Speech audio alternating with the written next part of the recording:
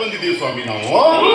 ಹಿಂಗಂತ ಆಡೋರು ಮತ್ ನೋಡೋರು ನಡುವೆ ಒಂದು ಒಪ್ಪಂದ ಮಾಡ್ಕೊಂಡು ಶುರು ಮಾಡೋಣ ಸ್ವಾಮಿ ನಾವು ಆಟನ.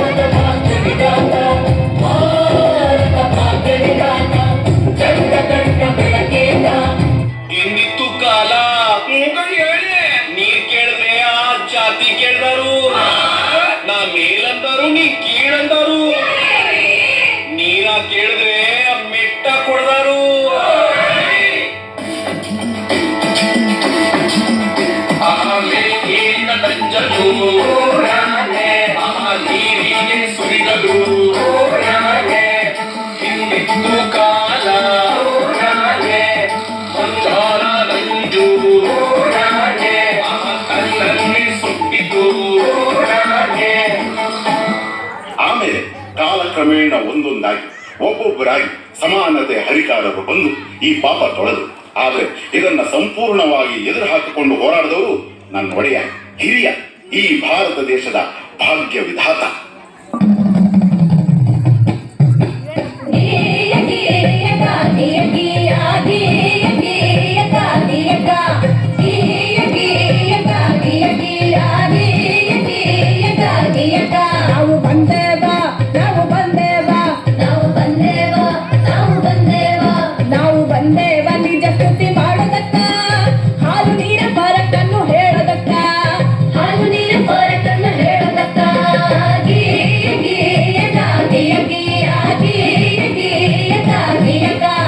Yeah.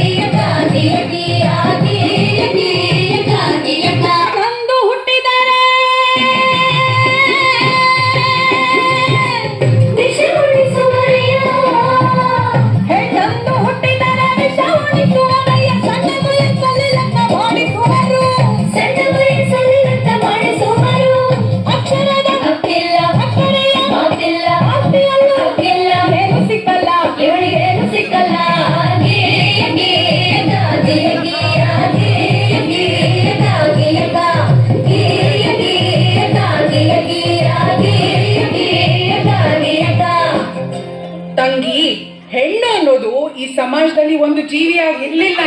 ಅವಳು ಆಸ್ತಿ, ವರ್ಣ, ವಂಶ ರವಾನಿಸೋ ಒಂದು ಯೋಜನೆ ಆಗಿದ್ಲು. ಈ ಜಾತಿ ಆ ಜಾತಿ ಸೇರ್ಬಾರ್ದು, ಆ ವರ್ಣ ಈ ವರ್ಣ ಬೆರಿಬಾರ್ದು, ಈ ಆಸ್ತಿ ಆ ಆಸ್ತಿ ಅವ್ರಿವ್ರ ಕೈ ಸೇರ್ಬಾರ್ದು. ಹಿಂಗೆಲ್ಲ ಆಗ್ಬಾರ್ದು ಅಂದ್ರೆ ಹೆಣ್ಣಿಗೆ ಯೋಚಿಸೋ ಶಕ್ತಿ ಕೊಡಬಾರ್ದು. ಹಾಗೆ ಅವಳಿಗೆ ಒಪ್ಪಿಗೆ ಇದೆಯೋ ಇಲ್ವೋ, ಅವಳಿಗೆ ಬುದ್ಧಿ ಮತ್ತು ಮೈ ಮಾಗಿದೆಯೋ ಇಲ್ವೋ, ಅವಳಿಗೆ ಜಾತಿಯಲ್ಲೇ ಮದುವೆ ಮಾಡಿಸ್ಬಿಡೋದು. ಹೆಣ್ಣು ಆಸ್ತಿ ತಗೋ ಬರ್ತಾಳೆ. ಹಾಗಾಗಿ ಒಬ್ಬ ಗಂಡಿಗೆ ಹೆಚ್ಚೆಚ್ಚು ಮದುವೆ ಮಾಡಿಸಿದಷ್ಟು ಹೆಚ್ಚೆಚ್ಚು ಆಸ್ತಿ ಬರುತ್ತೆ. ಒಂದ್ ವೇಳೆ ಗಂಡ ಸತ್ರೆ ಅವಳು ಇನ್ಯಾವ ಗಂಡು ನೋಡದೆ ಇರ್ಲಿ, ಹಾಗೆ ಅವಳು ಬೇರೆ ಸಂಸಾರ ಮಾಡದೇ ಇರ್ಲಿ ಅಂತ ಅವಳು ತಲೆ ಬೋಳಿಸ್ತಿದ್ರು. ಅವಳು ಮನೆ ಬಿಟ್ಟು ಆಚೆನೆ ಬರಂಗಿರ್ಲಿಲ್ಲ. ಹೇ ನನ್ನಪ್ಪ ಸರ್ದಾರ ಗುಡುಗಿದನಯ್ಯ, ಗುಡುಗಿದನಯ್ಯ ಸಭೆಯಲ್ಲಿ ಹಿಂದಿನ ಹೆಸರಿಗೆ ಬರದಾನಯ್ಯ, ಕುಡಿದಾನಯ್ಯ ನಾಡಲ್ಲಿ ಪ್ರತಿಯೊಂದು ಹೆಣ್ಣು ಮಗು ಬರಹ ಕಲಿಯಬೇಕು. ಪ್ರತಿ ಸರ್ಕಾರಗಳು ರಕ್ಷಣೆ ಕೊಡಬೇಕು. ಪ್ರತಿ ಕ್ಷೇತ್ರದಲ್ಲೂ ಹೆಣ್ಣಿಗೆ ಮೀಸಲು ಹೇಗಭಾವ ಮಾಡೋರ ಜೈಲಿಗೆ ಹಾಕಬೇಕು.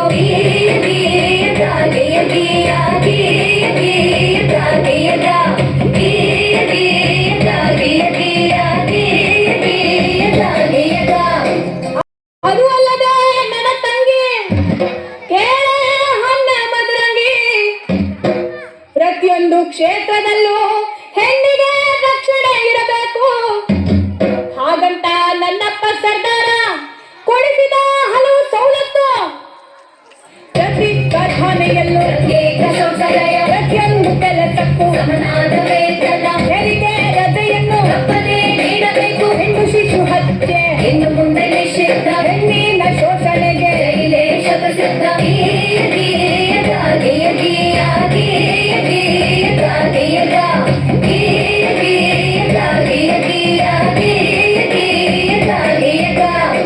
ಹೀಗೆ ಹಲವಾರು ಸವಲತ್ತುಗಳು ಹಾಗೂ ಸ್ವಾತಂತ್ರ್ಯವನ್ನು ನಿಮ್ಮಂತ ಹೆಣ್ಮಕ್ಳು ಅರಿವಿಲ್ಲದೆ ಅನುಭವಿಸುತ್ತಿರುವ ಅನುಕೂಲಗಳನ್ನು ನಮ್ಮಪ್ಪ ಆ ಭಾರತ ಭಾಗ್ಯ ವಿಧಾತಾನೇ ಕೊಡಿಸಿದ್ದು. ಹೆಣ್ಣು ಮಕ್ಕಳಿಗೆ ಆಸ್ತಿಯಲ್ಲೂ ಹಕ್ಕುಂಟು, ಗಂಡು ಹೆಣ್ಣು ಎಂಬ ಬೆಳಕಿನಲ್ಲಿ ಎಳೆಯುಂಟು.